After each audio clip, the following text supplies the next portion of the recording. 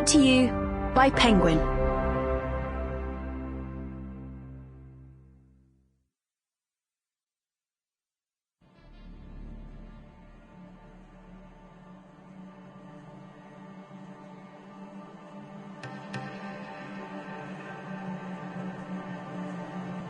How to Get Filthy Rich in Rising Asia.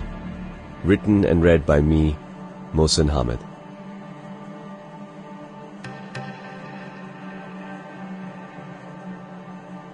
Chapter 1. Move to the City.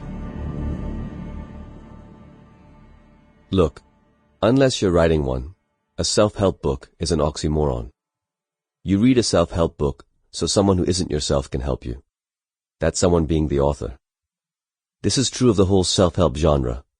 It's true of how-to books, for example. And it's true of personal improvement books, too. Some might even say it's true of religion books. But some others might say that those who say that should be pinned to the ground and bled dry with the slow slice of a blade across their throats. So it's wisest simply to note a divergence of views on that subcategory and move swiftly on. None of the foregoing means self-help books are useless. On the contrary, they can be useful indeed. But it does mean that the idea of self in the land of self-help is a slippery one. And slippery can be good. Slippery can be pleasurable. Slippery can provide access to what would chafe if entered dry. This book is a self-help book. Its objective, as it says on the cover, is to show you how to get filthy rich in rising Asia. And to do that it has to find you, huddled, shivering, on the packed earth under your mother's cot one cold, dewy morning. Your anguish is the anguish of a boy whose chocolate has been thrown away, whose remote controls are out of batteries, whose scooter is busted, whose new sneakers have been stolen. This is all the more remarkable since you've never in your life seen any of these things. The whites of your eyes are yellow, a consequence of spiking bilirubin levels in your blood. The virus afflicting you is called hepatitis E. Its typical mode of transmission is fecal-oral. Yum. It kills only about 1 in 50, so you're likely to recover. But right now, you feel like you're going to die.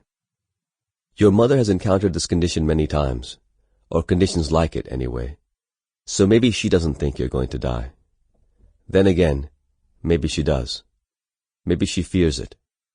Everyone is going to die, and when a mother like yours sees in a third-born child like you the pain that makes you whimper under her cot the way you do, maybe she feels your death push forward a few decades, take off its dark, dusty headscarf, and settle with open-haired familiarity and a lascivious smile into this, the single mud-walled room she shares with all of her surviving offspring. What she says is, "Don't leave us here." Your father has heard this request of hers before. This does not make him completely unsusceptible to it, however.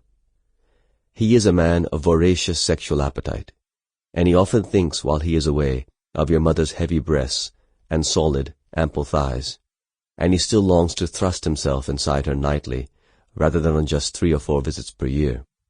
He also enjoys her unusually rude sense of humor, and sometimes her companionship as well.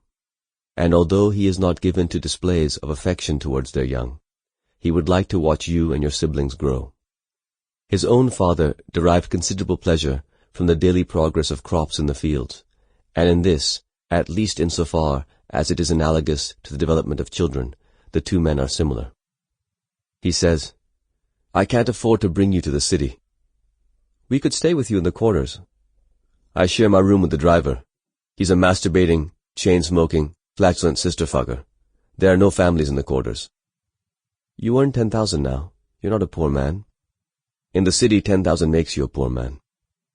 He gets up and walks outside. Your eyes follow him, his leather sandals unslung at the rear, their straps flapping free, his chapped heels calloused, hard, crustacean-like.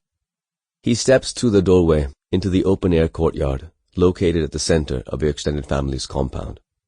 He is unlikely to linger there in contemplation of the single, shade-giving tree, comforting in summer, but now, in spring, still tough and scraggly.